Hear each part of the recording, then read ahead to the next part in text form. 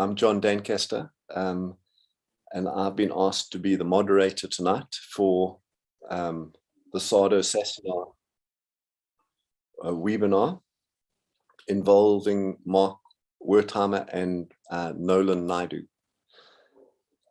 If we could just go through one or two announcements before we start. May I ask you to please refrain from using the raised hand, but type your comments and questions in the question and answer tab, and we will have a look at those after concluding the presentation. CPD certificates will be loaded to the SADA platform, and you will be able to access all your certificates under your member profile. If you're not a SADA member, you will be able to create a profile for yourself and access your CPD certificates. The event for tonight qualifies for 1 clinical CPD or CEU point. We are streaming live on YouTube as well, just in case you have difficulty accessing this Zoom platform.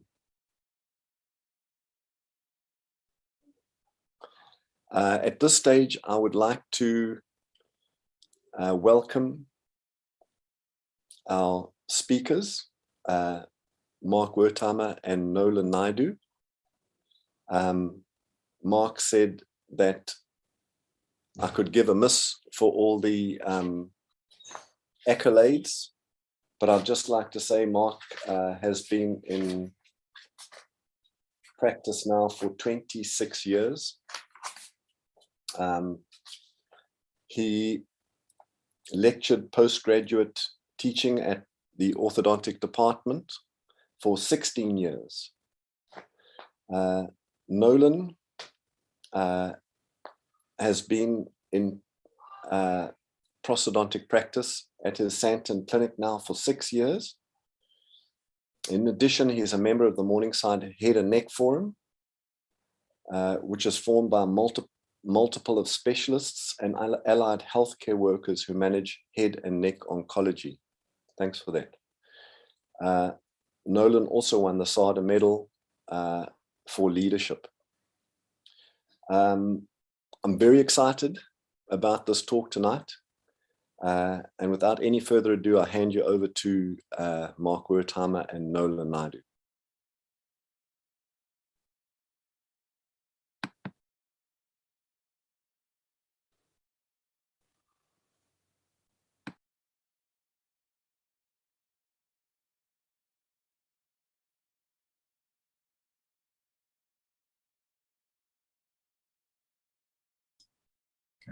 Thank you, John. Thanks, John. Thanks for the introduction, and thanks for the invitation. It's always great to share time with my good colleague, Nolan, over here. And so we're going to get straight into the presentation. And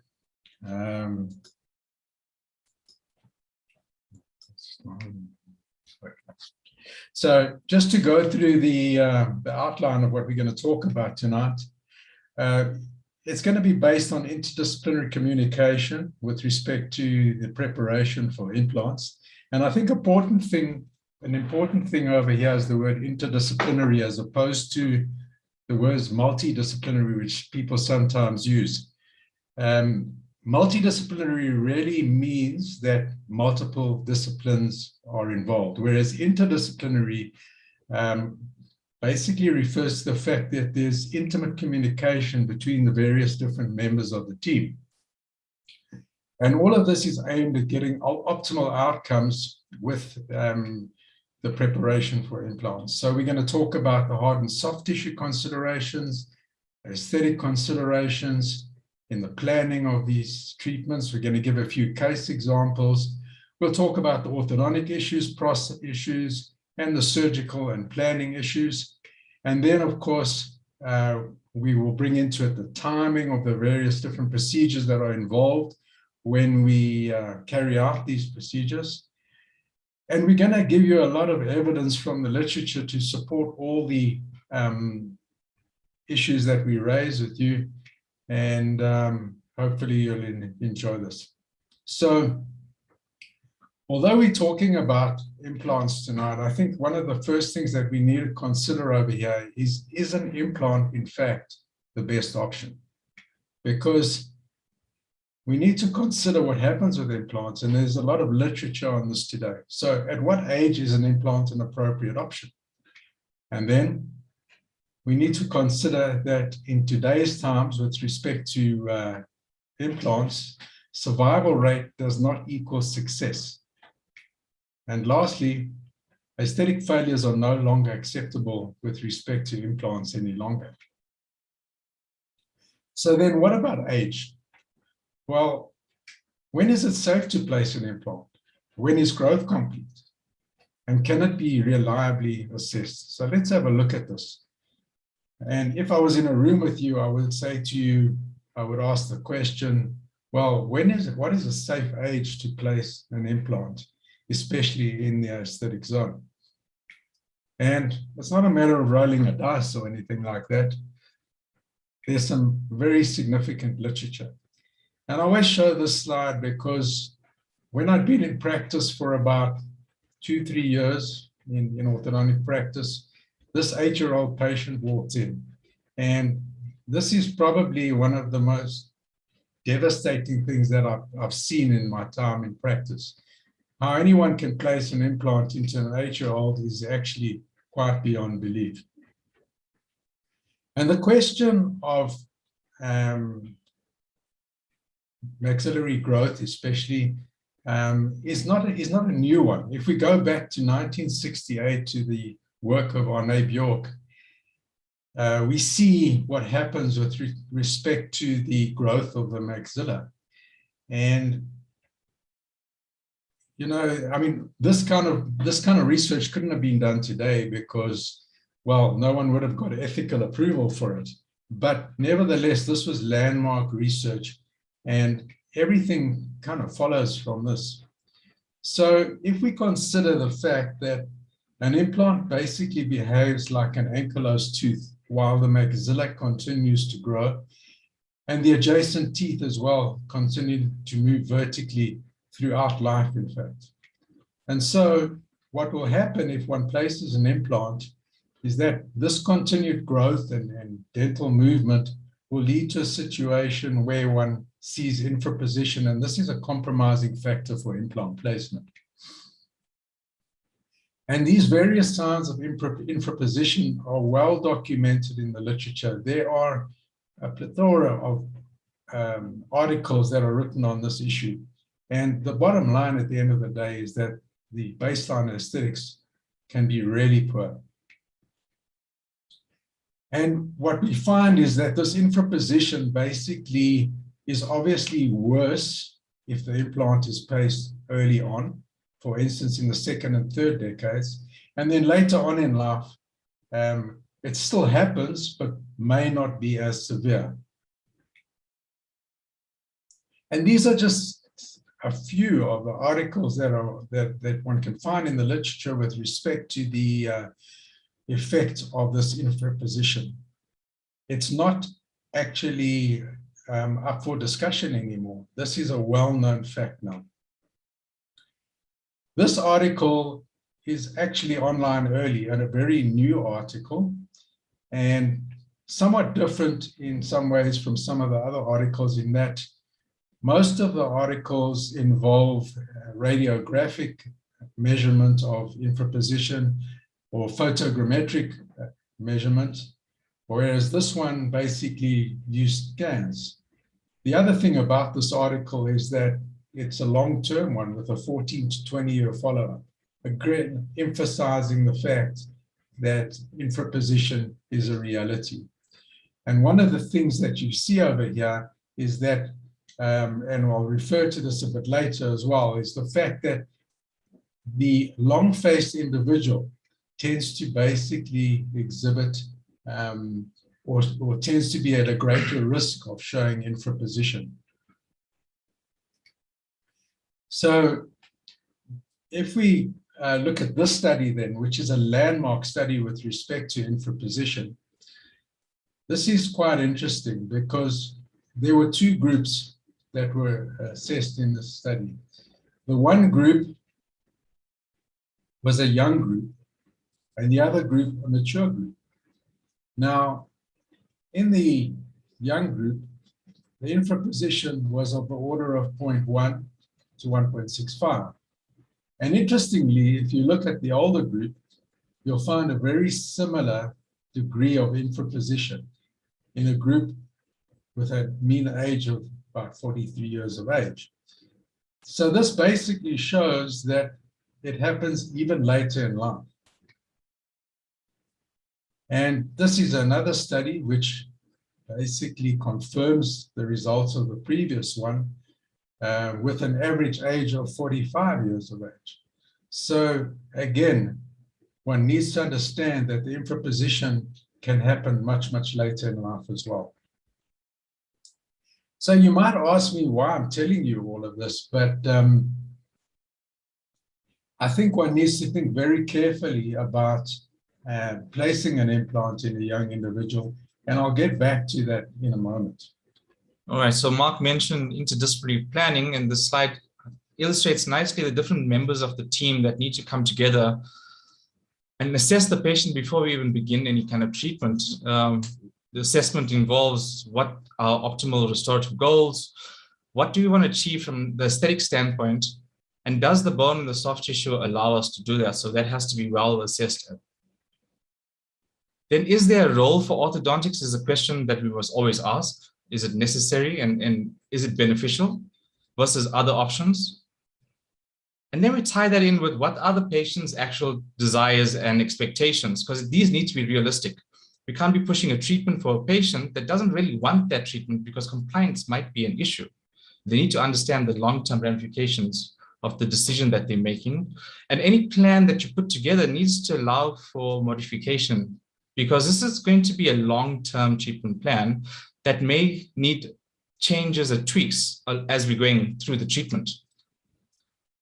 And the timelines of these kind of treatments need to be assessed and discussed with the patient so that they understand from the onset what they're in for, and not come to you 2 days before the matric dance and say, no, I don't want to continue treatment, take all of this stuff off, but I want to look nice and I need to be able to smile.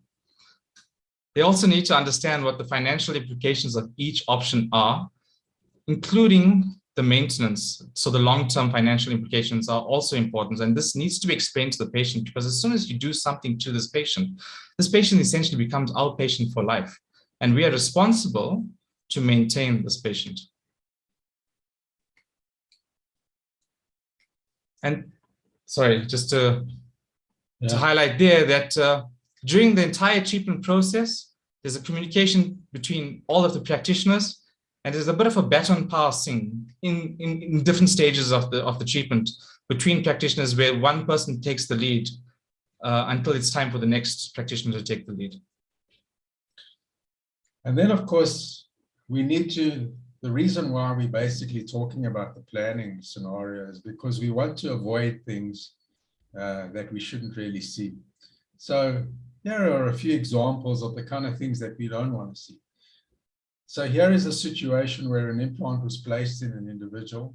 And if you look at the inclination or the orientation of this implant, you can see that it's hardly, you know, in an ideal position. And if one looks at the,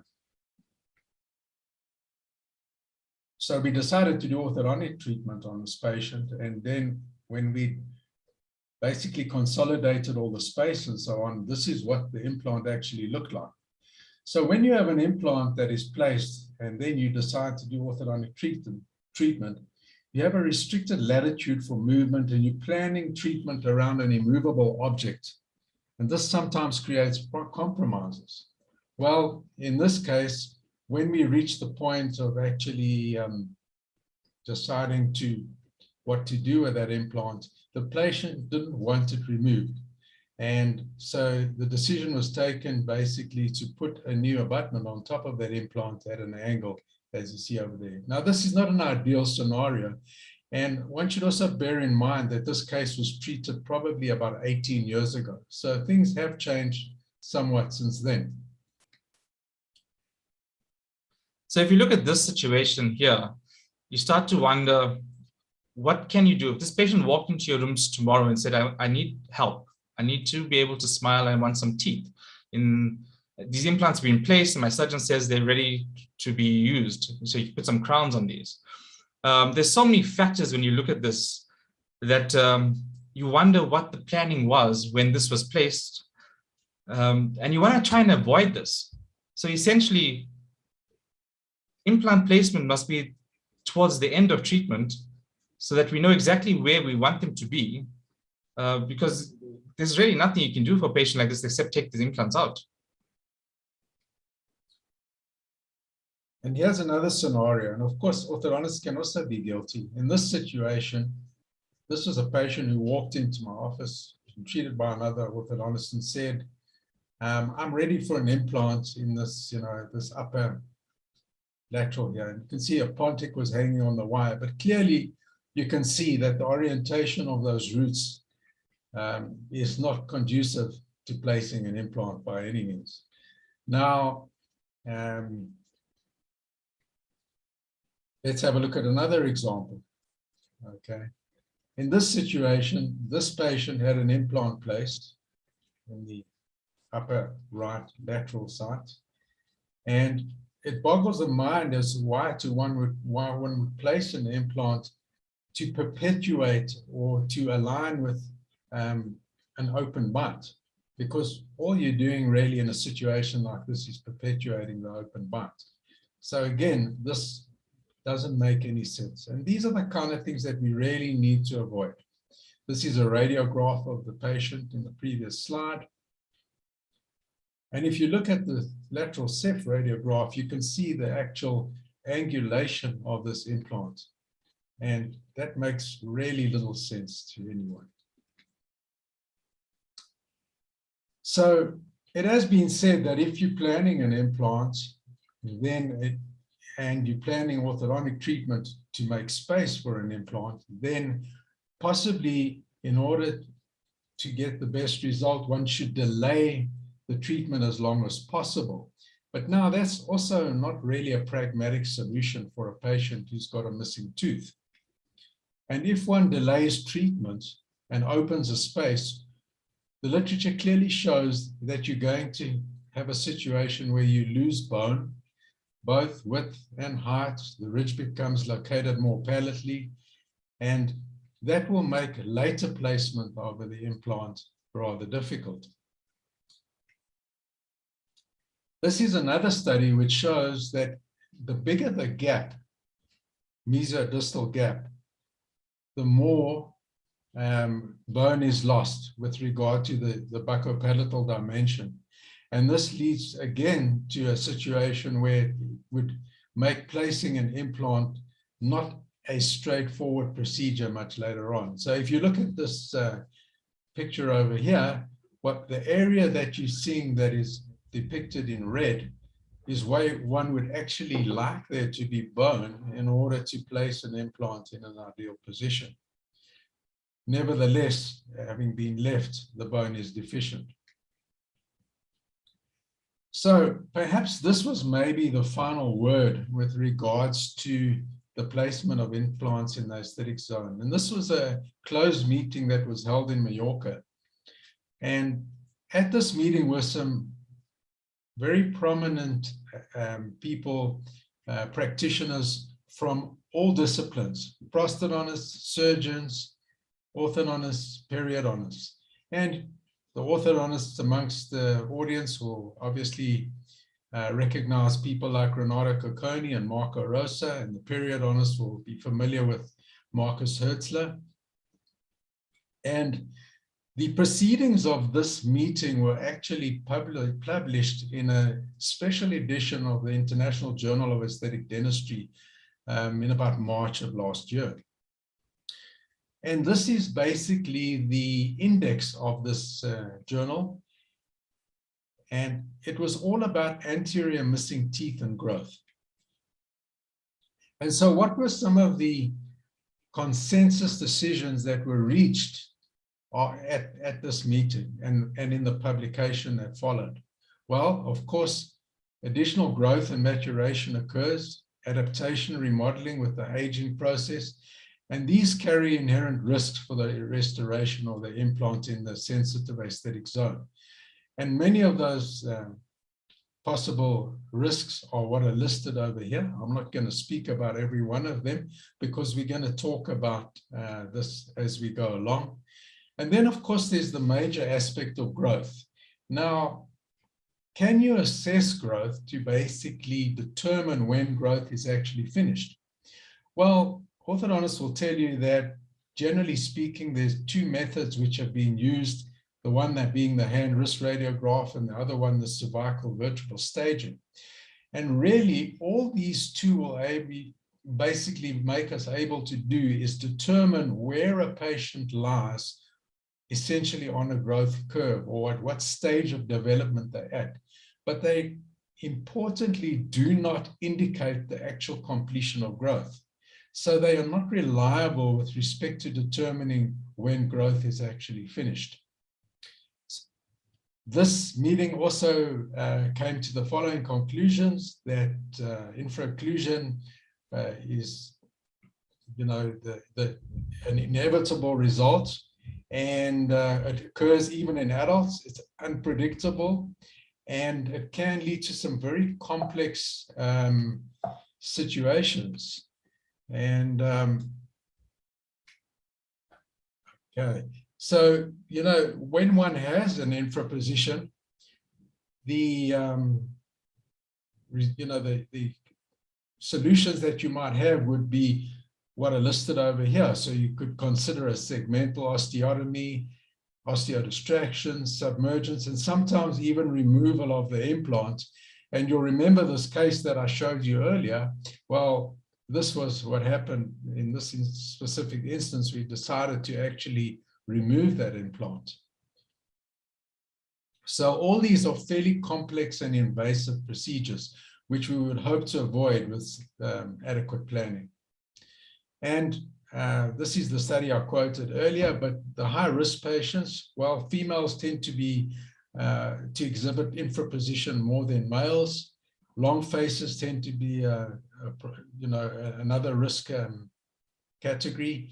And then, of course, a high lip line is obviously worse, where people are going to show the infraposition to a greater extent.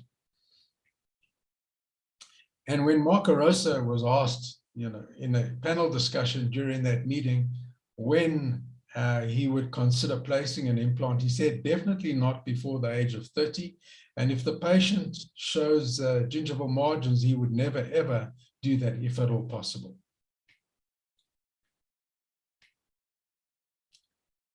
However, if an implant option is chosen, it would be better to place it more posteriorly in an aesthetically less demanding area of the arch, and to delay it as long as possible.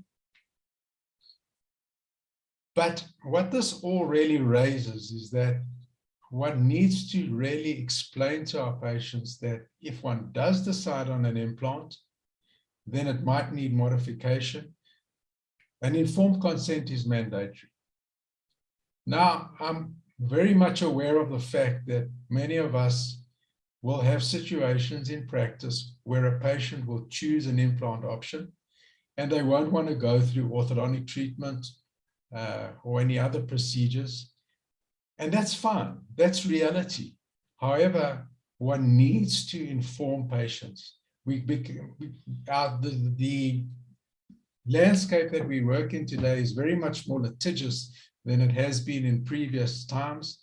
And therefore, informed consent is a very, very important thing. And if I can just remind you of some of the aspects of informed consent. It's an ethical and legal obligation. One has to basically explain the nature of the procedure, the pros and cons, risks and benefits, what the alternatives are. And you need to be convinced, and you need to document that the patient actually understands what you're telling them, and be convinced that they're competent to make a voluntary decision with respect to the treatment they decide to have. So basically what I've tried to do over here, I mean, this whole webinar is really based upon the placement of implants. However, one needs to understand that there can be complications, and informed consent is basically very important, aspect of it. And so one needs to basically be sure that one gets that from the patient if one decides to go the implant route. Right. So in reality, a patient walks through the door, and this is a collage of different presentations of patients missing anterior teeth wanting some form of treatment. Everybody looks a little bit different. Everyone has different sets of factors that we need to consider. So we can't really apply a one-size-fits-all approach to each and every case. We have to assess each case on its individual merits and then formulate a plan based on those merits. And where possible, we must try and base our decisions on the best available evidence at the time. So if we look at the options for missing teeth in the anterior part of the patient's mouth, whether it's the maxilla or mandible, there are numerous options, okay? But today, ultimately, the option that we choose needs to be based on a decision that we come to with the patient. It has to be a patient-centric treatment decision.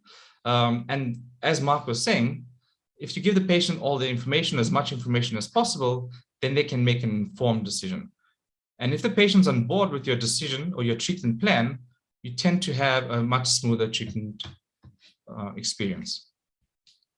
But today we're just going to talk about one of the options. If the patient chooses to go the orthodontic route after everything we've told them, what are they in for? Well, we could either close the space, but closing the space doesn't necessarily mean that's the end of it. It could, but it could also mean to close the space to then provide a prosthesis. We could also open the space, and similarly, opening the space to provide the prosthesis. Now, looking at all the options, we're going to focus on just one facet of those options. We're just going to talk about opening and closing a space to place an implant.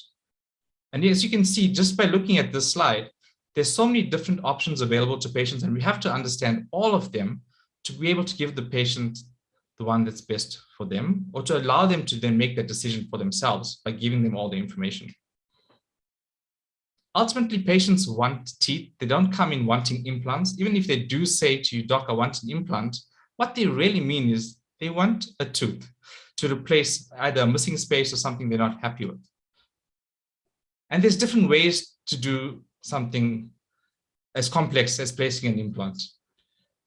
And I love to show this little animation here because it breaks the ice a little bit, and it shows us that we can still be jovial about what we're about to discuss. But there's an easy way and there's a hard way. And not everybody chooses the easy way. And we have to be aware of those patients. Ultimately, patients do really want teeth, but there are limitations. And when you make a decision, when surgery is involved, it needs to be based on sound surgical principles. And as we're talking about today, when orthodontics is involved, it needs to be based on sound orthodontic principles. So to come back to this interdisciplinary approach, this flow diagram here shows the different steps and the different team players involved in the whole process of treating a patient, a single patient. And as you can see, there's multiple steps involved with lots of different decisions that need to be made at each and every step. So we start with diagnostics. That's the starting point for any kind of treatment. We need to know what are our risk factors, right? And the risk factors involve what the patient's expectations are, because they need to be realistic. You can't treat a patient with unrealistic expectations and not achieve the outcome they expect, because then that's an unsuccessful treatment. We need to remember that we're not just dealing with the mouth, we're dealing with a patient, and we need to understand the systemic factors that are involved in our treatment plan, as well as the local factors. And there's different tools to help us simplify the assessment of risk, especially with implants specifically.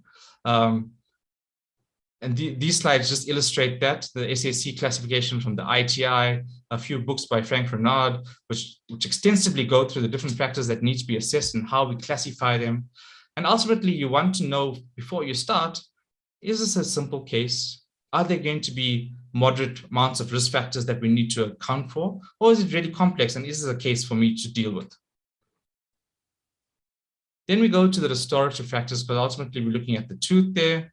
And these are different facets or aspects that you want to assess when you're looking at where do I want the tooth to eventually be, where do I want the teeth to be, and how do I get there? So you want to visualize the outcome before you even start the treatment. And there's different ways to visualize these outcomes. For many, many years, we've been dealing with this in the analog environment. And now, thankfully, with the advent of digital technology, we can now do things digitally. But we can't discount experience. And the people that have had a lot of experience over the years can basically do this without any of these adjuncts tools to help them. But you've got to be careful of experience, not to knock it, but a person that has done the same thing for 20 years, does he have 20 years of experience or 1 year of experience doing the same thing 20 times? So let's look at the analog workflow in visualizing the outcome. So here's a patient I treated many years ago at university. Not necessarily what we're talking about, but highlights how we get to an analog way of looking at where we want to go to. And then you can transfer that into the mouth with the temporary material so the patient can also assess with you whether they're happy with what you're proposing. And then you can make modifications at this stage. With digital technology, we can do this digitally, and there's different ways of doing it digitally. There's different programs you can use, and there's a lot of simple tools out there to help us. And every day it gets easier and easier. And here's an example of something that we can show patients. So it also helps the patient get involved because you can talk to the patient, but if they don't really see what you're talking about, it's difficult for them to appreciate what you want to achieve. And if you're doing it in the digital world, before you actually go and transfer this into the patient's mouth, you can show this to them on the screen, and it helps get some buy-in, but you've got to be careful as well, not to overpromise and underdeliver, rather underpromise and overdeliver, because patients will hold you to your promise. And only once we've done all of this do we get together as a team and start discussing the different perspectives of what we want to achieve, and is it realistic, or are we trying to shoot for the moon?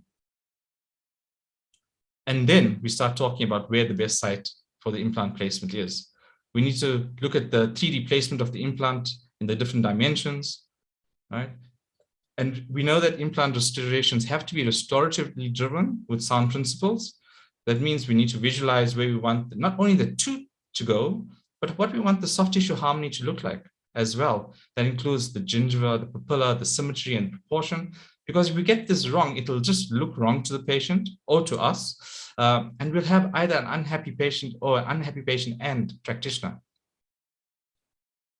And then we determine when's the best time for the placement of the implant. And this is done as a team, planning for the surgery. And then the facilitation of the surgery also needs to be part of the planning process. If we need any kind of augmentation procedures, that also needs to be discussed and planned for. And then the patient needs to be aware at which stage of this plan they need to do this. And we have to allow for adequate healing when these procedures are undertaken.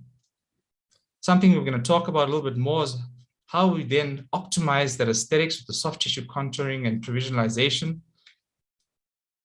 And what do we do after the implant orthodontics, and how do we finish and deband?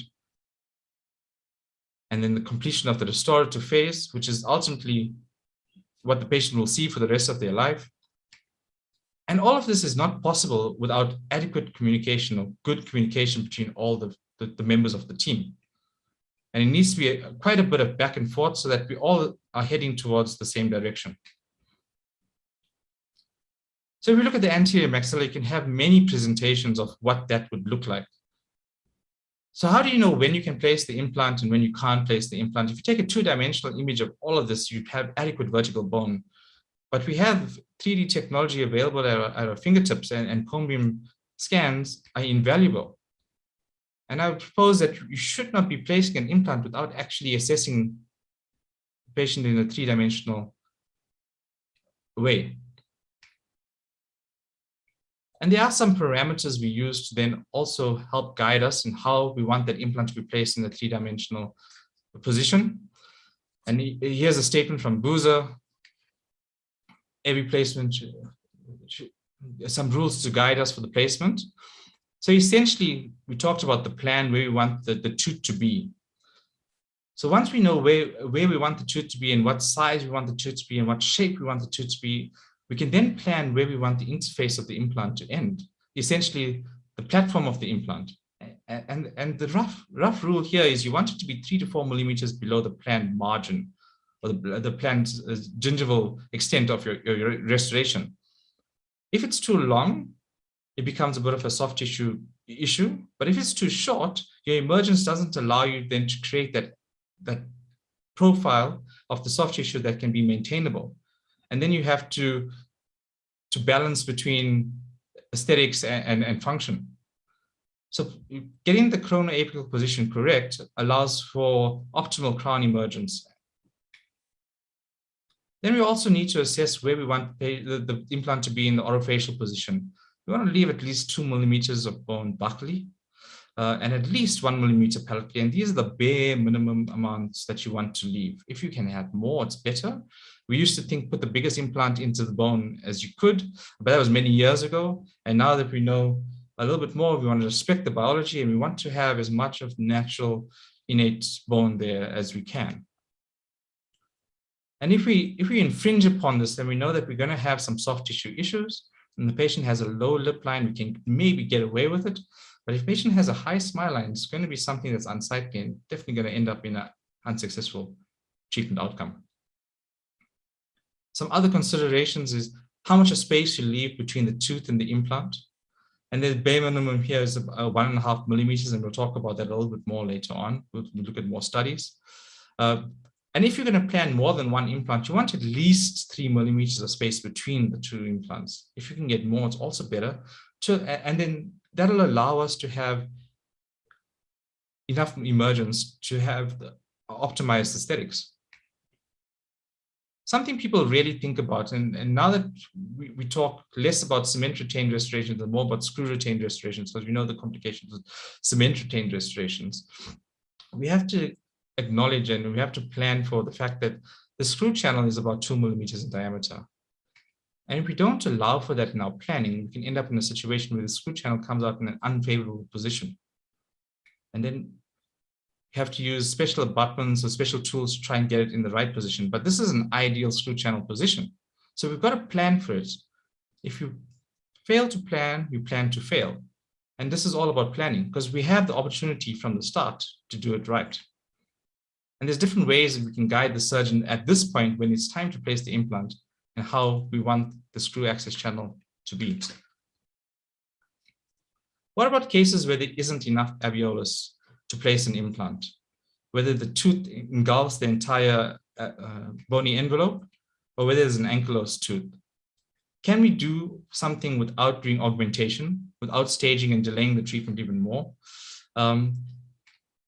And there's been some good research and publications by Hertzler who talked about the socket shield technique, where we can try and avoid this removal of the entire root to try and preserve the bundle bone buccally. And our own South African Dr.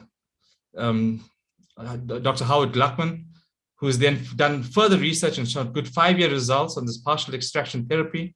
And we know it's more predictable if you do it within the parameters and protocols set out in these articles.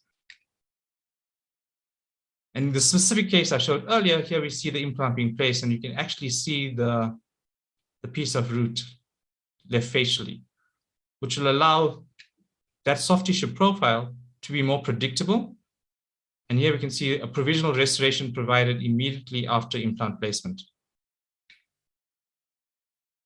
So let's look at a case that we planned in an interdisciplinary fashion. Here's a patient that walked into my surgery, referred to me from a technician.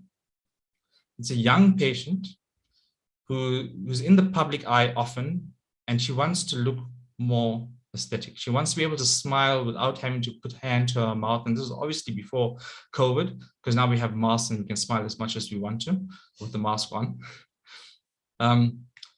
And the technician had made her something that clipped over her teeth to try and guide her into what's possible.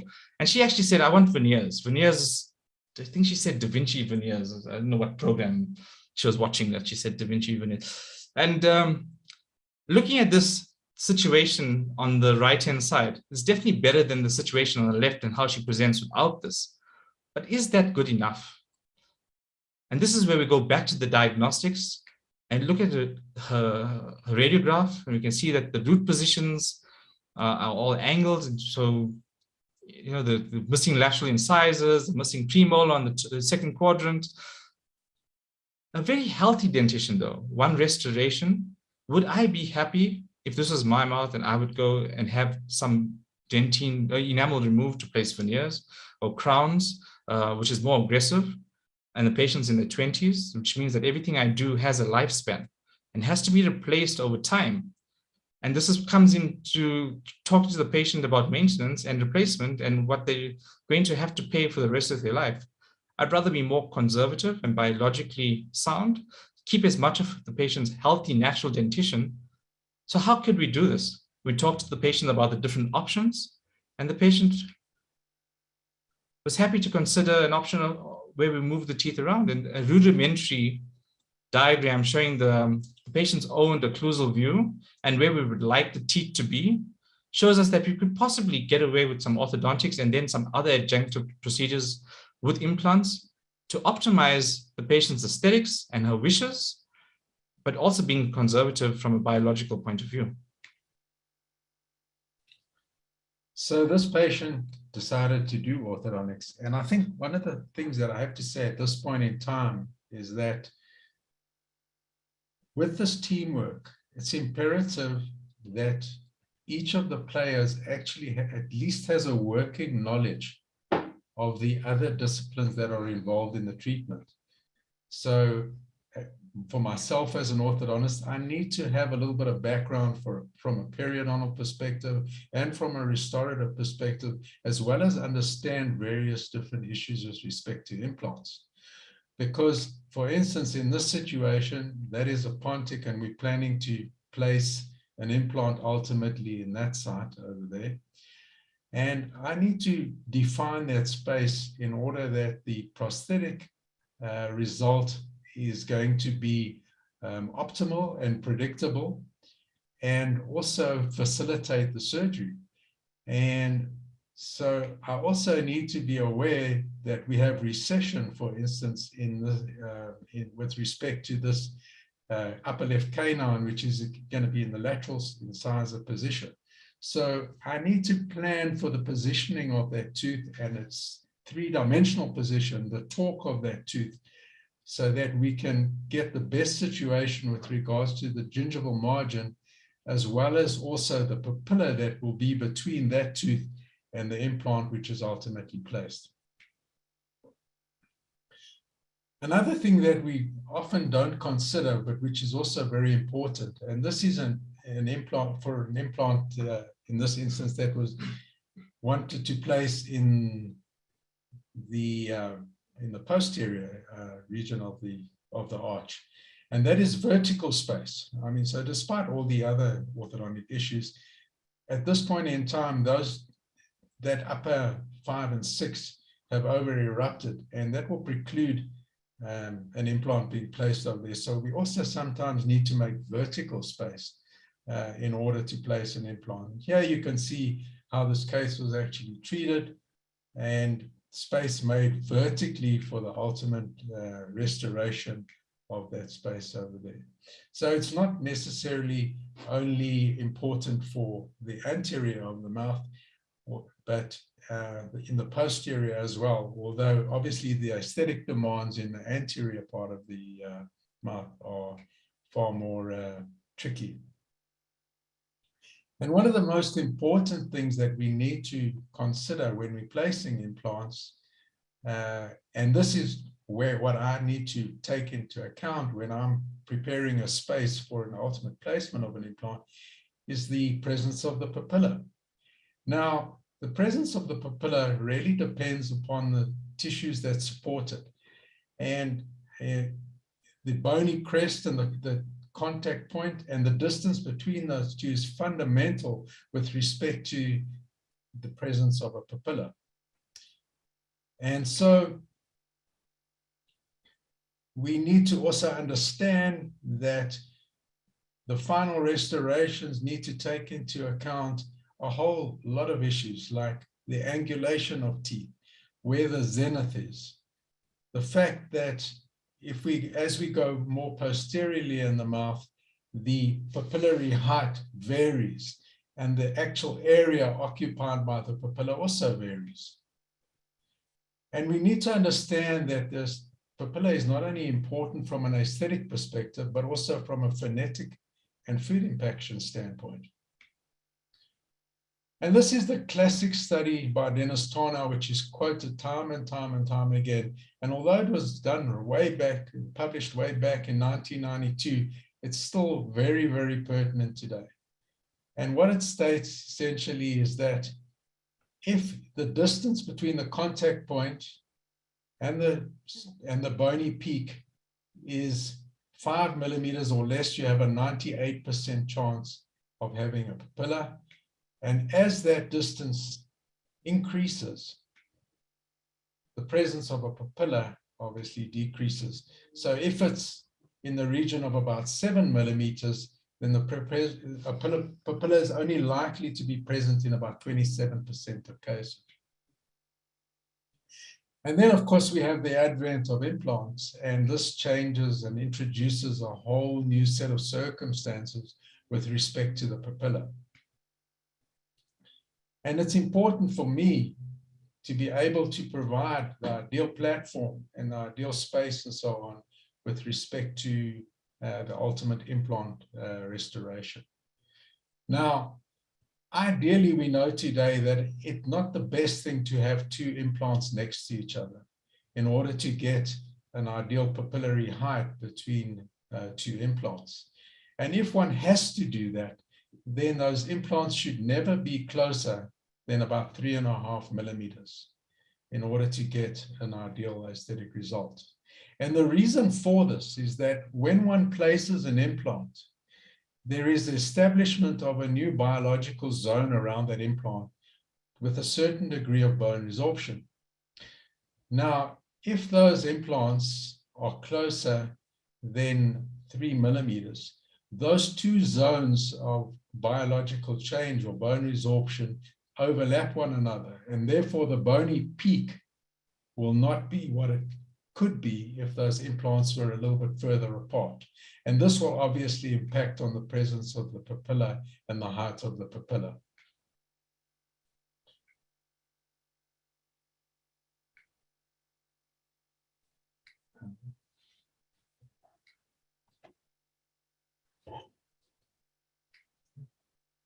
Okay, so basically, again, if one wants to have an ideal papilla, those implants should never be more than 3.5 millimeters we should never be closer than 3.5 millimeters. And at best, when they are, you can get a vertical height of the papilla of about 3.5 millimeters. And what this slide is essentially showing is the various permutations with respect to the height of that soft tissue with the different options of with teeth on either side, with a tooth and a pontic, and so on. And as I said, what you can see over here is that two implants next to one another is probably the worst option that you can possibly have. So if they are there, if you have to put two implants next to one another, what you're going to land up with is a shorter papilla and a longer contact point. And if you compare these two pictures over here, the picture on the left, two implants next to one another, and you can see how low the papilla is there. And then on the right, a crown in the upper right central position and an implant in the left central position. And you can see the height of the papilla and the soft tissue between all those teeth and how that plays out according to the parameters that we have over here. Another dimension to consider is also in the planning stage, are you going to use an abutment? What's the diameter of the abutment you're going to use? In the case where you're going to place more than one implant in an extended saddle area, because this can also affect the planning and the placement of that implant. So if you plan to place an abutment, you must place the implant slightly differently, because you have to allow for the height of the abutment as well as the width of the abutment, because you get different widths of abutments as well. So these are all important considerations that must be taken into account before you execute any plan. As you can see here, the height of the abutment and the soft tissue collar is important. Another important consideration, especially when you're placing implants, and especially in the case of multiple implants in the same patient. Well, we've already spoken about the implications of the 3D planning with respect to depth, angulation, and buccopalatal placement of the implant. But there's a fourth dimension as well, and that is the dimension of time. So one might find that in order to restore a case optimally might require that the various implants in the same patient may need to be placed at different times within the whole restorative and treatment plan in order to get optimal results. And then this is an important point which needs to be borne in mind. Now I want to talk about the concept of forced eruption, which is a very useful concept and one that we've used quite extensively over the years. And the concept of forced eruption was first raised way back in the early 70s. And Jeff Ingber over here is actually viewed to be the father of forced eruption. And the initial forced eruption efforts were basically aimed at creating restorative margins which were supragingival when there were fractured teeth or the like, or to eliminate periodontal defects and so on. And it was quite interesting. I gave a lecture on forced eruption in February of last year. And it was on an international platform. And I woke up the next morning after the lecture to see that Jeff Ingber had actually sent me an email. And for a moment, my heart dropped because I thought to myself, well, what did I do wrong? And I was, with trepidation, I opened this email, and then I saw there that Jeff had asked and really given a compliment with respect to the webinar that I'd given basically on forced eruption. In any case, the definition of forced eruption has changed over the years, and initially called extrusive remodeling, and then dynamic orthodontic extraction, and so on. And then it was followed up by this landmark article in 1999. And in this article, basically, the authors refer to it as biodynamic orthodontic modeling. And I think this is probably the best definition of forced eruption that there is. And one needs to consider over here, basically, the difference between modeling and remodeling. So if one looks at remodeling is actually a maintenance function where you basically get resorption and formation happening together. Okay. However, with modeling, you either get resorption,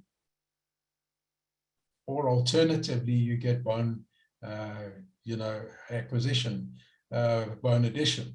So there's either a net gain or a net loss of bone. And that is basically what happens in forced eruption.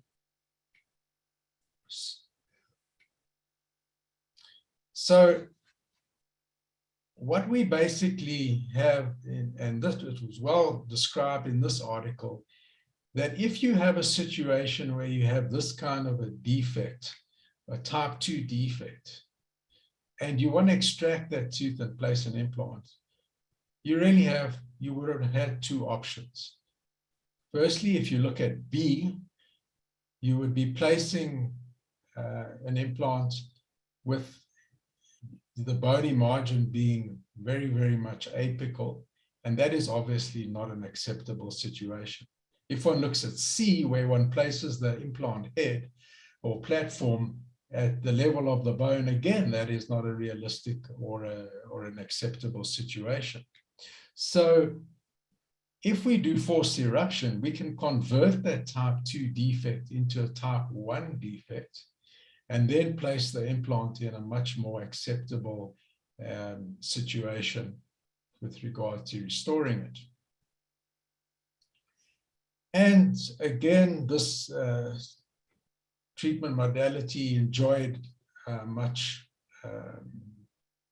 work, and again, another article with Dennis Tarnow involved again. And basically what they found is that if you did forced eruption, you got about 70% more bone regeneration, 60% for gingival augmentation. And so it was a viable treatment option. They modified the classification slightly and added 2 more categories. Type 1, which was an incipient situation with no bone loss, where one would basically want to overbuild for post-extraction remodeling. And then the type 5 situation with extreme bone loss. So then what basically is forced eruption? Well, it's the extrusion of a compromised tooth, either to allow for its restoration or to eliminate periodontal defects, or alternatively, if you extrude it to the point of extraction to develop bone and soft tissue, you can then have a better site for the placement of an implant. So it's a non-surgical technique to eliminate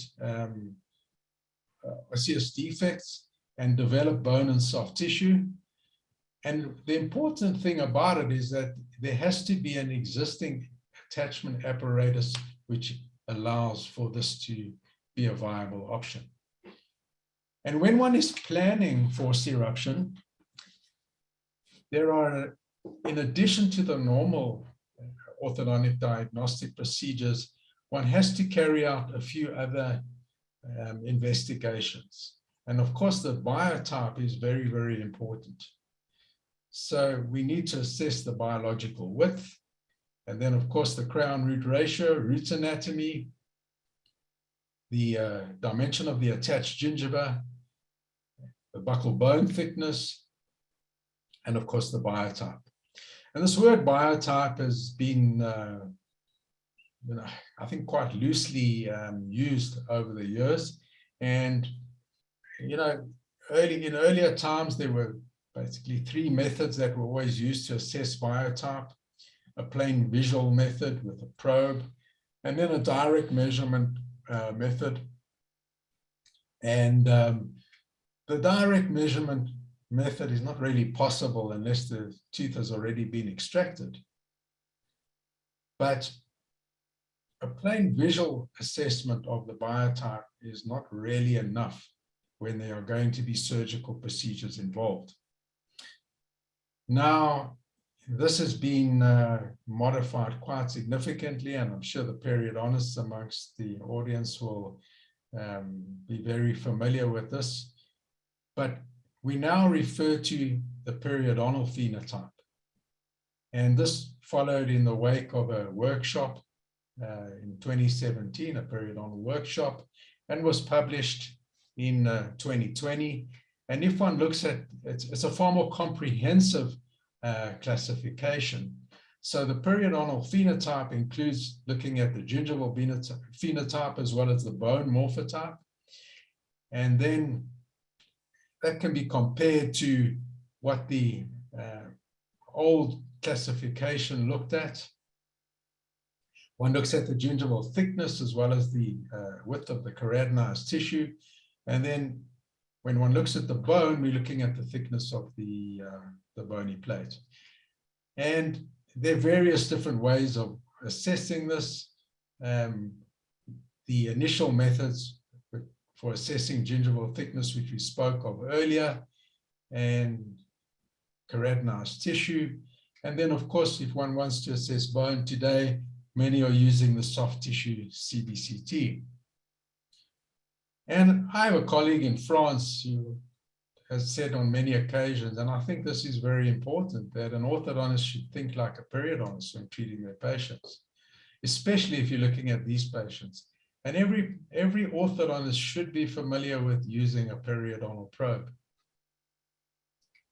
It was interesting that this article was published very recently in the British Dental Journal, and elaborates on the importance of performing a basic periodontal examination for orthodontic patients.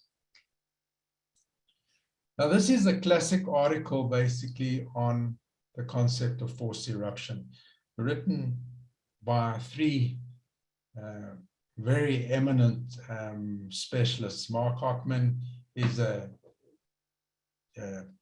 dual qualified perio ortho. Stephen Chu, of course, is a prosthodontist, and I'm sure Dennis Tarner doesn't need any introduction.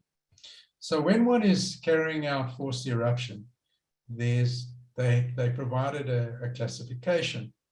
And in type 1, the mucogingival junction and the attached gingiva overlie bone. So the attached gingiva is attached to both bone and root. And when you do forced eruption in this instance, what you'll find is that as the tooth erupts or is erupted, you will get an increase in the width of the attached gingiva. In type 2, the mucogingival junction and the attached gingiva are not attached to bone. And as a result, one still has movement of the gingival margin, but one doesn't get an increase in the width of attached gingiva. So one can compare the two, and you can see over here that type 1 varies from type 2 in the position of the mucogingival junction and the attached gingiva relative to the bony crest. Now, in a type 3 situation, we have a pocket, an attachment loss. And if one basically does extrusion in a situation of this nature, you get no migration of the gingival margin until you eliminate that pocket totally. And only when that pocket is totally everted and the most apical area of the attachment exposed, only then will one see the gingival margin moving apically. Coronally, should I say. So what are the benefits then of forced eruption? Well, we can decrease the pocket depth, enhance the attachment apparatus. We can augment interdental bone height and provide for a better situation with respect to the papilla. As I said to you, in some situations, there will be an increase in the width of attached gingiva. And then all this together will basically lead to a situation where the harmony of the final restoration is enhanced due to better positioning of an implant. And all this possibly without any surgery, although there may be a need for some augmentation surgery at the time when the implant is placed. So it augments the hard and soft tissue profiles, increases the 3D bone volume, reduces the diameter of the alveolus as the tooth is erupted, and that has the effect of having a greater bone volume for the implant placement at the time of extraction. And this, of course, improves primary stability and the integration of the implant. If any adjunctive surgical procedures are necessary, that can be performed at the same time that the tooth is extracted. So the benefits then: increased tissue depth, the alveolar crest relative to the seating surface of the implant is at a better level. This allows for improved angulation of the implant when it is placed. And of course, this is all better for the emergence profile of the ultimate restoration. The implant is also placed in a better relation to the CEJ of the adjacent dentition. And this allows for better peri-implant soft tissue, less sulcular depth, and basically the correct placement of the implant platform or the implant head. And of course, the soft tissue volume will be improved, and the length of the implant can be better. And as we said before, the angulation of the implant is better, and then therefore we wouldn't get non-axial loading. It supports the implant better to prevent any micro movement. And of course, we don't want to have a situation where we can't place the implant well, and therefore we have, the implant thread visible. And of course, we've made significant note about the papilla, and obviously with the bony crest in a better position, there's a better chance of getting a better outcome with respect to the papilla. And what is the osteophysiology related to forced eruption? Why does it work? Well, what one is doing is one is creating tension on the fiber bundles as one erupts the tooth, and this increases the blood flow and osteoblastic activity with fibroblast induction. So you get deposition of new bone in the site of the intact attachment apparatus, which, as I said earlier, is very necessary. And you get this relocation of the osseous and soft tissue peaks, and of course, an enhanced hard and soft tissue vertical dimension. Now, it's important to understand that certainly with respect to anterior teeth, the shape of the tooth is that of a reducing cone. So when you erupt that tooth, the part of the tooth that ultimately emerges from the bone at the most coronal part becomes narrow. And if this is left for a little bit longer, then this can lead to a situation where the bone, the buccopalatal width of the bone is narrower ultimately, especially if one leaves it a long time before placing the implant. And this is basically what it states in this article over here. And what these authors basically suggested, to essentially address this issue of the ridge width possibly being decreased, is that one could torque the tooth with buccal root torque in order to prevent too much decrease in the width. The important thing over here, however, is that if one breaches that buccal cortical plate, then you're going to land up with a problem. So it's very important that that buccal root torque is controlled if one is doing forced eruption.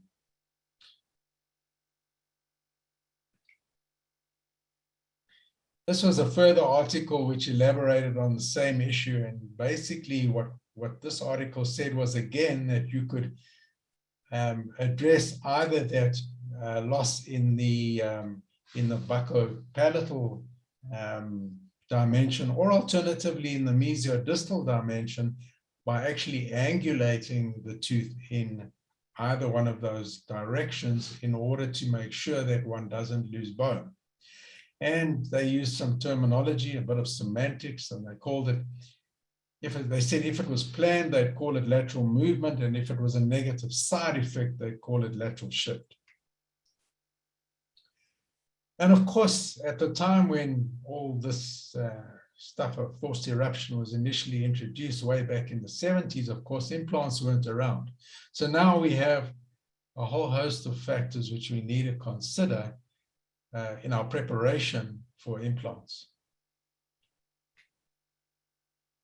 So let's just have a brief look at one or two cases with respect to forced eruption. So here we have a situation where the, in fact, lateral incisor that was in the central incisor position was compromised, and it had already had an apicectomy. And after the whole planning procedure was carried out, it was decided to carry out forced eruption on that tooth so it could ultimately be replaced with an implant. And here you can see at various different stages of that treatment as the tooth is forcefully erupted. And you can see the gingival margin moving in the sequence of pictures.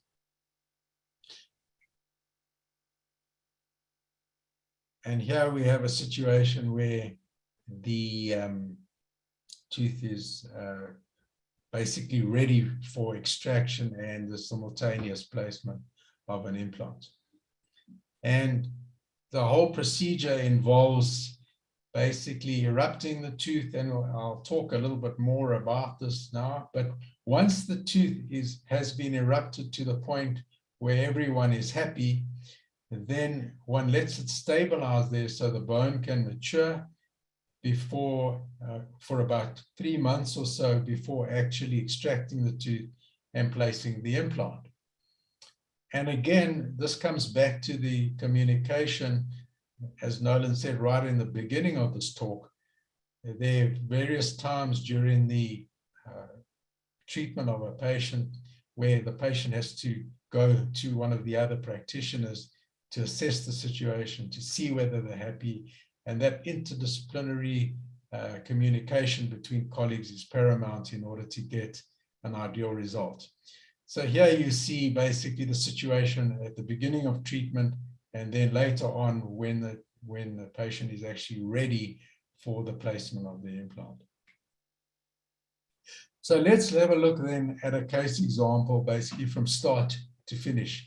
And this case was treated roughly about 18 years ago. So things have obviously changed a little bit since then. But again, this was a situation where an apoplectomized tooth had become symptomatic, and it was decided that this tooth would ultimately be replaced with an implant. So we were going to forcefully erupt that 2-1. And replace it with an implant. Here you can see at the completion of extrusion, a close-up, the intraoral situation. So we've now extruded this tooth sufficiently. It's at a point where we're ready to place the implant. Remember, that's where we started. A close-up. Now we took the buccal appliances off.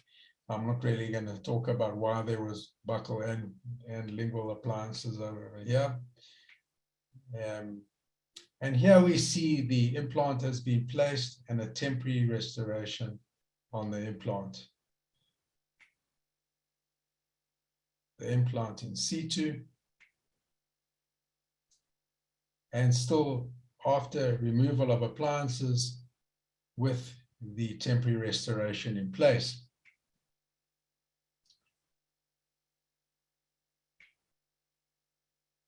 And a close-up.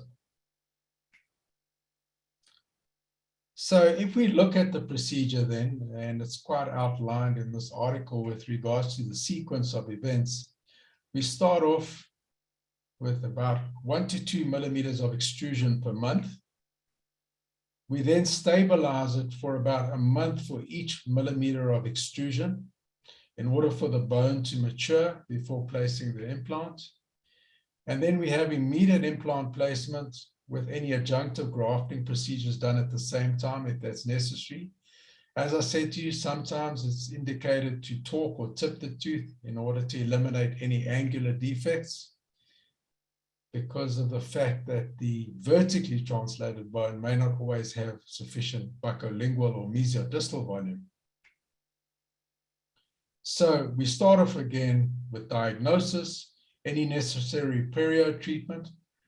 Endodontics needs to be done on the tooth that's being extruded, because of the fact that as we extrude the tooth, we need to reduce the incisal edge. And obviously we couldn't do that if the tooth was vital. We then do the forced eruption and implant placement and adjunctive surgical procedures at the same time. And then, of course, provisionalization, tissue conditioning. I want to highlight another concept over here, which is called orthodontic implant site switching. This article by Wertheimer Dr. Naidoo, who coined that phrase. And this is quite an interesting situation. So for instance, if you have a situation where you have an atrophic ridge where you've lost teeth, okay, you have some options there. Of course, one can do surgery to enhance that ridge, but of course, that is a technically difficult procedure. And the other option basically is what we call orthodontic implant site switching. So what we do in this situation is we move the tooth towards the atrophic site, and then we leave in its wake a site which is conducive to placing an implant. And this essentially obviates the need for a surgical ridge augmentation because one can place that implant in the space that is being created for the implant. So imagine a situation like this where we have a missing lower premolar, for instance, and deficient bone in that area. What we would do in a situation like this, because it would be difficult to place an implant into that site, what we would do would be to distalize the 4 into the 5 site, and in the site, in the 4 site that was left behind, where there's a good healthy ridge, one could then place an implant. And of course, one could do surgery, of course, but by doing this, we may avoid things like hematoma, altered sensation, and so on, by carrying out surgery in that site where there was very little bone. So let's have a look at a situation where we carried out a procedure of this nature. This case is not finished yet, but I think it displays a situation where we use this quite well. So this patient lost the upper central incisor, and you can see that there's significant bone loss in that area. This patient needed orthodontic treatment anyway. She had a big class 2 malocclusion, and we went through all the options, and the decision was taken basically to do orthodontic implant site switching. This was before that tooth was lost. You can see the nature of the situation. Again, close-ups of the deficient ridge. So what we decided to do in this situation, in addition to all the other orthodontic treatment, was to move the lateral incisor into the central incisor position and then place an implant in the lateral incisor position. And so you can see over here the treatment as we move that lateral incisor into the central position. We're taking great care to make sure that we move it bodily, because ultimately we need to make sure that the roots are parallel or certainly not in the way of the placement of the implant. Here you can see a little bit later on. And what's noticeable over here is what we call Atherton's patch. And that is the tissue that is left in the wake of a tooth that is being moved and non-keratinized at this point in time, but ultimately keratinizes over time. And you can see in the next tissue, that tissue in this next picture over here, where the keratinization process has taken place to a large extent. So radiographically, we're nearly ready for the placement of the implant. And so we go through the planning procedure, and Nolan will spend a bit of time on this, I think, a little bit later. And the implant is placed and temporized. And now we carry on with the orthodontic treatment to optimize the situation with respect to the position of those teeth, to ultimately get a situation where the soft tissue is conditioned and we can get a predictable result. So then we decided we would ask the prosthodontist in this case to start working on that lateral incisor in the central position to start basically, conditioning the tissue. And so this is a temporary situation in order to start working on getting the best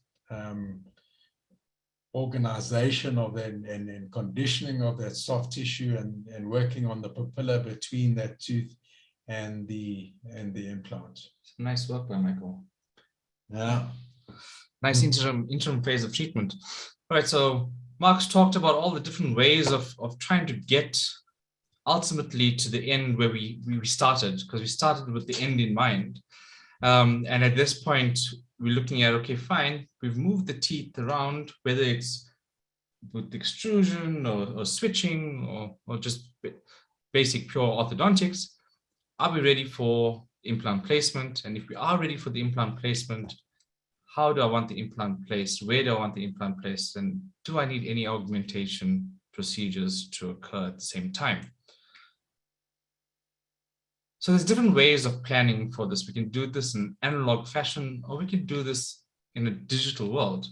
And we're finding more and more we can be more predictable with the digital than we were maybe 5 years ago, but both work fairly well, and the analog has worked very well for many years. Some advantages of doing the digital planning these days is you don't have to ask your orthodontist to take off the wires or the brackets when you take the impression. And anyone that's taken an impression with orthodontic brackets and wires on know how precarious that situation can be if not well planned. But thankfully with the digital technology today, you can take your impression with everything on and digitally go and remove what you don't want anymore. Print the model like we've done in the picture above, or design everything digitally as we've done picture below. This then gets translated to the cone beam scan, which is, in my opinion, essential for any implant placement.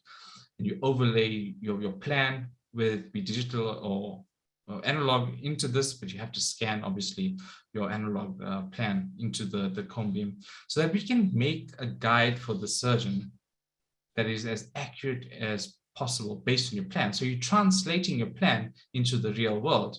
Alternatively, you make an analog guide, which gives the surgeon a rough idea of where you want it to be. And depending on how accurate you want to be, you make these decisions later on.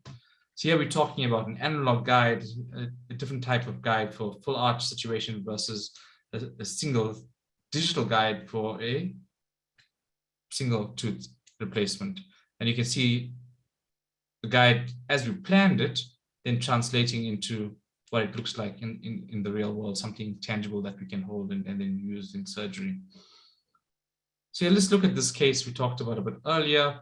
The same patient now towards almost the middle of her treatment, I would say, ready for the implant placement. You can see how nicely the teeth have been consolidated into more or less an ideal tooth dimension position.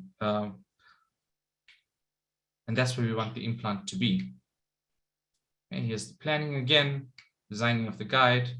Now, there are many different types of guided systems on the market, which have been around for many, many years. And ultimately, all of them work. Often a question is, which one should I use? Use the one that you're most familiar with, or become familiar with one system at a time, because you can't use everything well, use one well or two well. Understanding what the limitations of each system is very important, because every system has some software glitch that may be a pro or con to an alternative. Now, if we look at the literature and we talk about where we are in terms of digital impressions and digital guides, we have to realize that there's over 4,000 articles published in dentistry alone on a yearly basis, and a large group of them are now published in digital technology. So we've got to familiarize ourselves. You cannot be expected to read every single article, but you've got to try and sift through them, look at peer-reviewed articles, and really look at going through the literature in a systematic fashion to try and pick and choose the right articles that will give you an unbiased opinion. So let's look at just one article, because there's so many. We're not going to talk about all of them, but this highlights the point. An article published in 2015, guided versus non-guided. And all the articles that look at this would come to the same conclusion, is that guided surgery is definitely more accurate than freehand, regardless of the operator experience. What about digital versus analog? Now, the literature on this is sparse. There's not much done to compare the two methods in terms of their accuracy. But what we do know is that whether you're using an analog guide or whether you're using a digital guide, they are better than not using a guide at all. And it depends on which your surgeon prefers, because you can't give your surgeon a new digital guide system if he's never used it before and expect him to perform at the same efficiency that he's used to. And again, here, communication is very important, because when you're planning it, the partners involved in the surgery need to be there as well. And you'll need to agree on the planned method. So a consensus statement published from the ITI group, when we look at guided surgery. So what do we need to know? Guided surgery is an adjunct. It does not replace appropriate diagnosis and planning. It's still essential to plan properly. Right? It should always be prosthetically driven, because you want to end up with the crown in the right place, the shape and the position of the gingival margin where you think it's going to be optimal for the patient's aesthetic profile. You have to have a leeway of 2 millimeters, so you can't trust that guide 100%. And this is an engineering concept because of the leeway you have to leave within the sleeve. Depending on how your surgeon manipulates that drill, you're going to have the difference between where you want to go and where you might end up. I'm not saying you will end up there, but you might end up 2 millimeters off from where you planned. And so you have to allow that in your planning. Otherwise, you'd be into a root or into a sinus or into a nerve, which we don't want. So approach any kind of flapless surgery very cautiously. And I would say more experience before you get there is needed. Tooth supported guides are much more accurate than mucosal supported guides only. Fully guided placement where possible improves accuracy. And even though they published this, I question this statement, but time will tell. And I think as we get better with the digital technology, there is a proficiency curve that we need to go through. And when you use it more, you learn to use it better. You learn to avoid certain complications that could arise. And you got to use it in the right indication. All right, let's talk about loading protocol. Right, there's different loading protocols essentially out there, but I've grouped them into two different types. You're either going to load the implant immediately, and there's benefits to that, and there's obviously considerations you need to take into account when you want to plan for an immediately loaded implant, or you can do it in a delayed fashion. If you look at the literature currently, we know that you can get good outcomes with immediate loading as long as you follow certain protocols, and the survival rate for immediate loading and conventional loading have been shown to be equal or comparable. Right?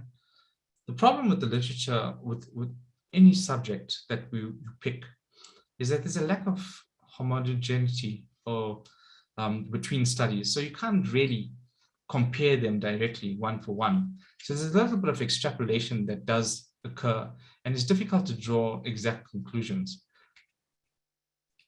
We look at another article, we look at immediate loading versus earlier conventional loading, and they also found that immediate loading in a single tooth seems to be a well-accepted treatment modality at this point in time. This article was published fairly recently. So this diagram shows the evolution of our thought process with implants. And when we first started placing implants, everything was delayed, loaded.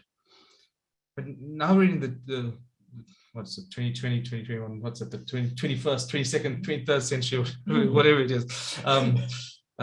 Technology has improved, our understanding has improved, surfaces have been enhanced to benefit us with immediate loading. There's a whole lot of technological improvements, including the adjuncts in planning, that allow us to then plan to immediately load. And I would say that if you can, when the situation allows us to plan to immediately load, because the benefits for this outweigh delayed loading. Here's another patient that we treated, that's taken through treatment, now ready for implant placement. And here are the provisional crowns placed at the time of implant placement. Right? And we'll come back to this. You can see the stitches are still in place. There's still a bit of orthodontic finishing that we're going to go through here. But the advantage is you can start molding that soft tissue profile already. We don't have to wait, and we can change it and adjust it as we're finishing and talking the tooth positions. And what this does allow is it does allow my orthodontist to then understand what my dimensions of the tooth will be and where I want my soft tissue margin to be ultimately in the end, more or less. And he can then modify his treatment to optimize the outcome. So I have to do less work at the end, and the patient can have a more stable, predictable result. And here's the patient a few months later after a little bit more healing, soft tissue maturation, and almost towards the end of orthodontic movement, I would say, at this point, hey, Mark? Yeah, it's like a few months. It's a very well-known patient of ours. And we laugh because whenever patients ask Mark how much longer, it's like a little bit longer. we're almost there. So what about emergence profile for crown? So if you get this type of crown, are you happy with this emergence profile? Let's go back, sorry. Before. Press the wrong button. All right. I want to highlight. Anyway, we'll come back there one more time. That emergence profile has been looked at for more than the years that implants have been around. So we looked at teeth first. So in 1977, Stain and Quarter started looking at the contours of teeth and the crowns as they traversed natural soft tissue to look at how they could then improve their tooth-supported crown restorations and planning from there. And they found that most, Kroll in 1990 found that most emergence profiles are confluent and relatively straight. And concavities, like we saw earlier, tended to trap plaque and disrupt the gingiva, even in natural situations. So why would you want that in an implant situation, which has less innate protective mechanisms around it? Then Neal and Chi initially described the surgical sculpting of tissue around the implants in 1994 only. And this was to try and attempt to mimic nature. And we do know from more recent studies that over-contoured implant prostheses is a co-founder for periodontal disease, because if it's too convex, there's less chance of getting in there and cleaning. But if it's too concave, we tend to trap mucosa, debris in there, which can be detrimental to the outcome of our treatment. And then more recently, we're looking at emergence angles. So we start looking at the nitty-gritty of like how we actually shape the emergence of the crown. And anything greater than 30 degrees tended to have a greater influence on the prevalence of periodontal disease, and trying to avoid convex emergence profiles, like I said just now, because that would have created an increased risk, especially at implant level, which we do single implants for peri-implantitis. So go back to this crown that I showed you earlier. A more acceptable profile would be one that is concave, not too concave, and then slowly transitions to where the gingival margin would be. And here's a study in preparation about to be published. It looks at the emergence angles, and they showed that they studied the difference between something that's less than 40 degrees and something that's more than 40 degrees of an angle. And their conclusion showed that the time and the angle had a significant impact on the marginal bone loss over time, and lower angles tended to gain bone, whereas the wider angle led to early bone loss. And that kind of makes sense, because if you look at these pictures, I would say that this would be something that would be harder to maintain and clean, and would trap more bacterial debris underneath there, which would then cause inflammation and lead to that early bone loss. So here's a situation that was delayed loaded. Another case that we did many years ago when I was still at university doing my postgrad training. And this is how the patient presented to me after the exposure appointment. So take an impression, you get the lab to fabricate you 2 single crowns. If we look at where the gingival margin is and where the interface is, it kind of follows the rules we were talking about earlier on in where we want the implant placement to be. However, when we put this into the patient's mouth, we can clearly see I was not happy, or I don't think anyone would be happy with that initial presentation. And now we've got to go, and the patient has a high smile line. Now we've got to go and sculpt this tissue. And how do you do this? In this case, the patient didn't want any more surgery, didn't want to be injected anymore. So we had to do it very slowly. We had to respect the biology and slowly stretch that soft tissue. And thankfully, we had good keratinized tissue here to be able to do that over time until we were eventually happier with the shape of the tooth and then the contours of the gingival margin and the presence of the papilla. But as Mark was talking about earlier, you've got to change the position of your contact point with implants next to implants to gain that papilla. Because if this is a tooth, your contact and your shape would be slightly different. And after a period of maturation, we then have a patient that's a little bit happier and a situation that looks a little bit more aesthetic. Now it's time to fabricate the definitive restoration. And how do we do that? How do we take all of that hard work that we went through over a few weeks or months to get that situation of the soft tissue profile into a definitive restoration without having to redo all that hard work? And there's different ways of doing it. You can do it in an analog fashion, or you can do it in a digital fashion. And let's look at what we had to do when we followed the analog workflow. So here's the soft tissue presentation, which we then copy by modifying the impression copings. And there's lots of ways in which we could do this. In this situation, we used resin pattern. You could use a temporary material. All that matters is that you copy that profile accurately, and that gets transferred to your lab, who then fabricates some crowns for you that you get to test and seat. And what you're really looking for is when you place the crown into the patient's mouth, the blanching disappears shortly after. You don't want to sustain blanching of the tissue, because then that means you've expanded it a bit more than you planned for. And then your result would be a little bit different to what you were hoping to achieve. So if you look at digital impressions, again, there's lots of articles that talk about the accuracy of digital impressions. And here's a video showing that we can actually accurately capture the position of your implant, which then can lead you to planning or designing your restoration in the digital world and having it molded without printing a model or printing a model. But can you actually capture the soft tissue? And here's another video showing us with the advances of technology and scanners today, it actually is possible. But there, again, is a learning curve that you and your technician need to go through. And there's different techniques in which you can use to employ an accurate capture. And at the moment, I would say if you haven't done one, do both at the same time. So use the analog workflow while you're exploring and experimenting with the digital workflow to find a happy medium that works for you.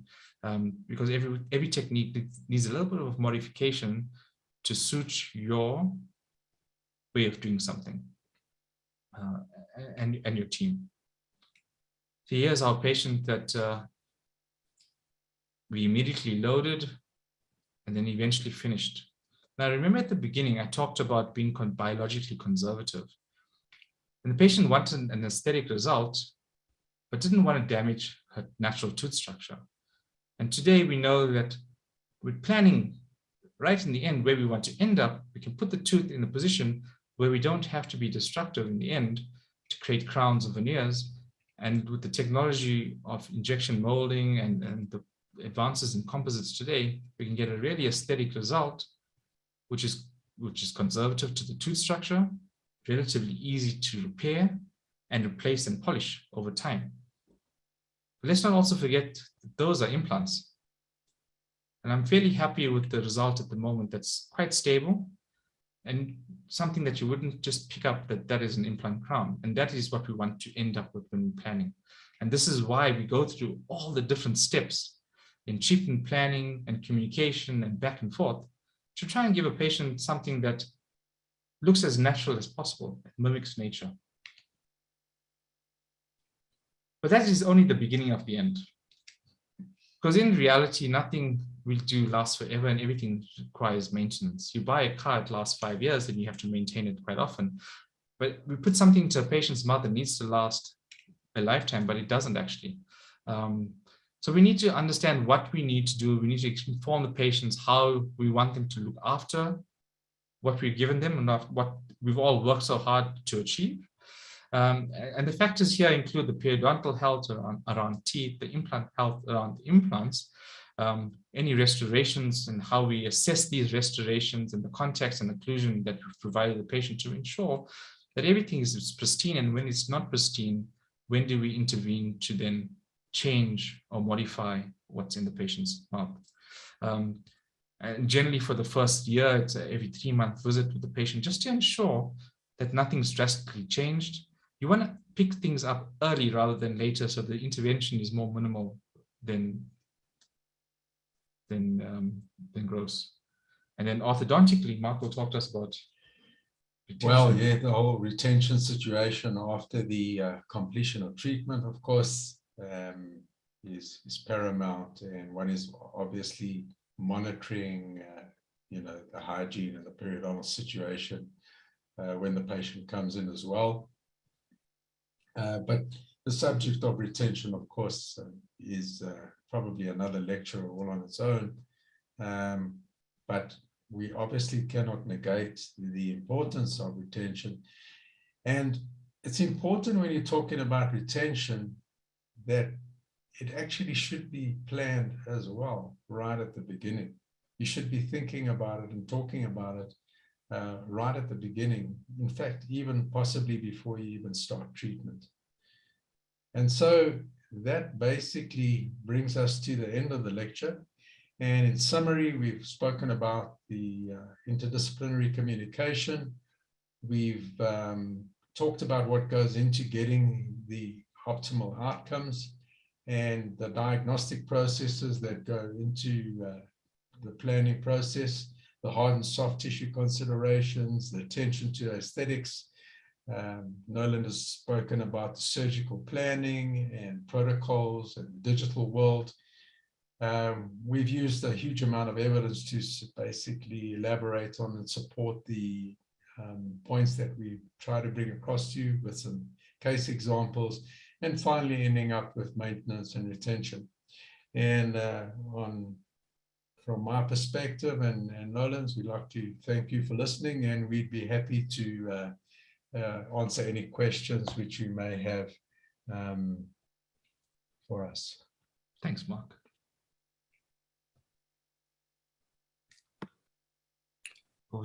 Mark and Nolan, thank you so much. I'll thank you just now.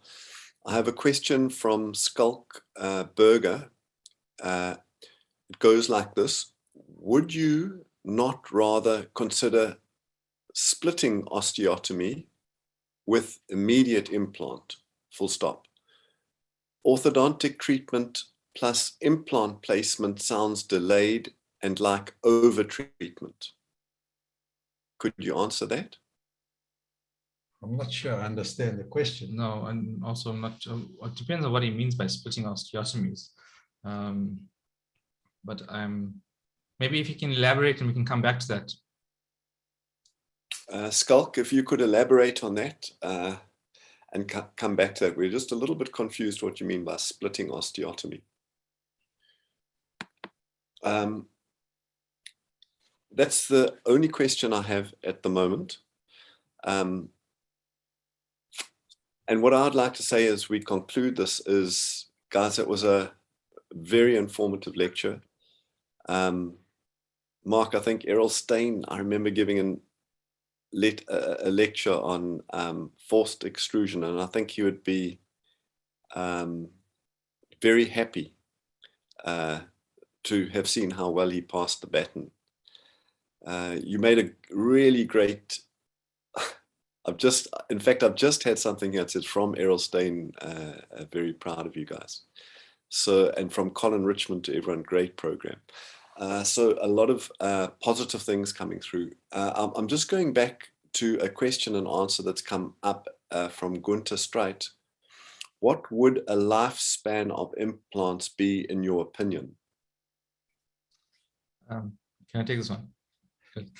So my answer to that is the same answer I have to almost any question in the dental field. It depends.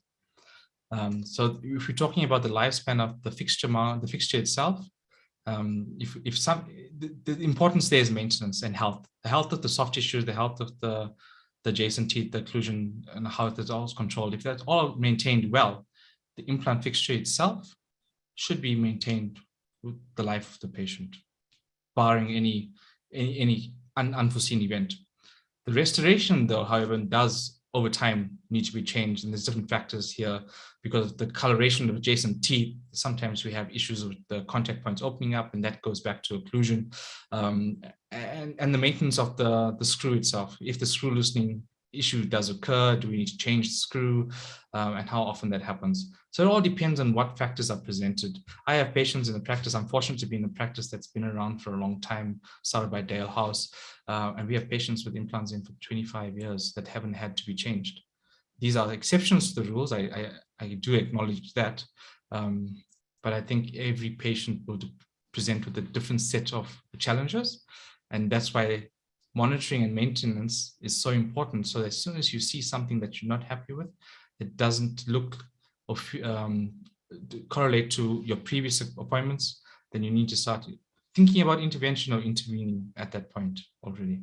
I hope that answers the question adequately. Thanks, Nolan. Nolan, another question for you. Use of SI external hex MSC co-axis for those tricky cases, your opinion? I think that wasn't a planned question for anyone that's listening, but that is my implant of choice at this point in time, because we're treating younger patients. We don't know what their periodontal health status is going to be for the rest of their life.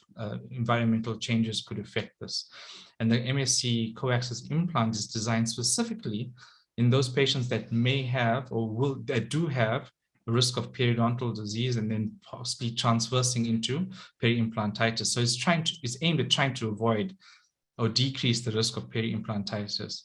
So that platform, that surface itself is quite a nice surface to try and do that. It's not well published and researched yet, but the logic behind it makes sense to me. And then obviously a coaxis implant is something that has the angle correction within the body of the implant. So it's a subcrestal angle correction, which then avoids having to use special abutments, angled abutments, dynamic abutments, angle screw axis channel abutments to get our screw axis. And if you look at the studies on load and preload of the screw and where the forces are on the implant itself, it's more favorable with a subcrestal corrected implant than with an angled abutment or screw axis channel abutment. So those, if you can employ them and your surgeon's happy to use them and you know how to restore them well, will give you more predictable results long term.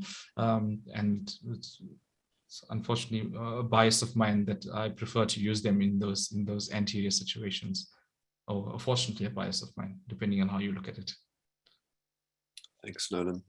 Werty, Mark, which orthodontic bracket system would you use for the missing laterals and your procedure? Okay, John, I think if I'm understanding the question correctly, then it's all about how one positions a canine which is in a lateral position. Okay, and what is the best choice of bracket to use to achieve that? Because you've essentially got one of two options, although they're not necessarily mutually exclusive.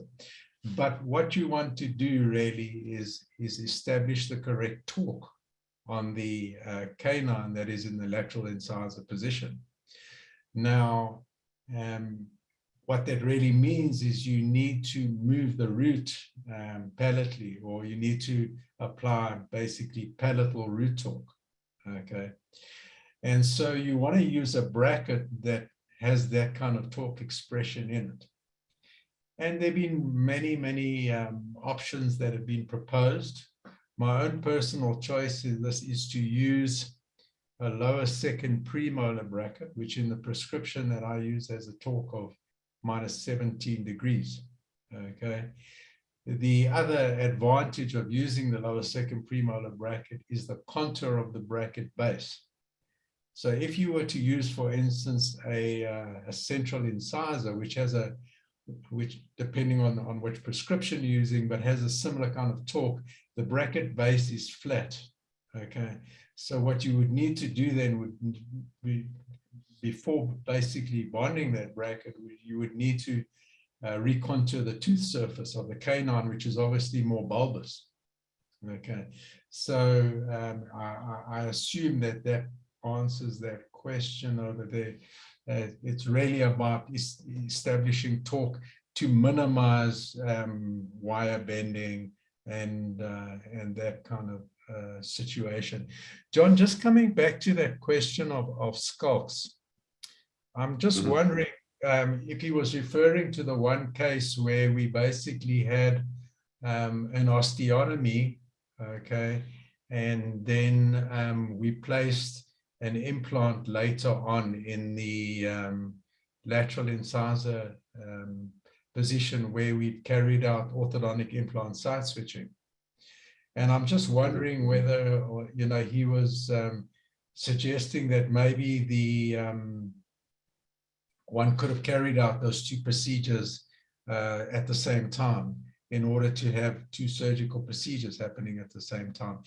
And I think that is valid. And I'll tell you what actually happened in this case.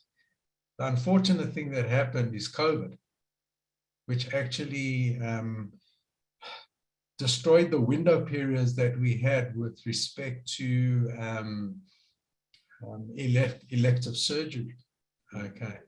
And the patient was extremely anxious about having the osteotomy, but wasn't ready for the implant placement. Okay. When there was a window period for the osteotomy, okay, she wanted to get the osteotomy done. Okay. And she wasn't ready for the placement of the implant yet. So we decided to go ahead with the osteotomy. And because the implant was in the anterior position of the mouth, it was the kind of procedure that could be done under local, you know, the implant placement.